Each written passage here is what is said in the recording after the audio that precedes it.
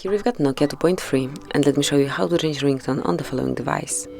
So at first you have to open list of all apps, go to the settings then, and now click on sound. Here you should pick ringtone, so it's SIM 1 phone ringtone, it can be also 40-second SIM, it's up to you.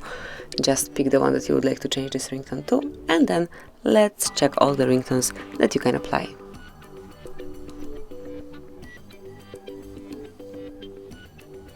Okay, so I will just volume it up a bit, so we can hear it clearly.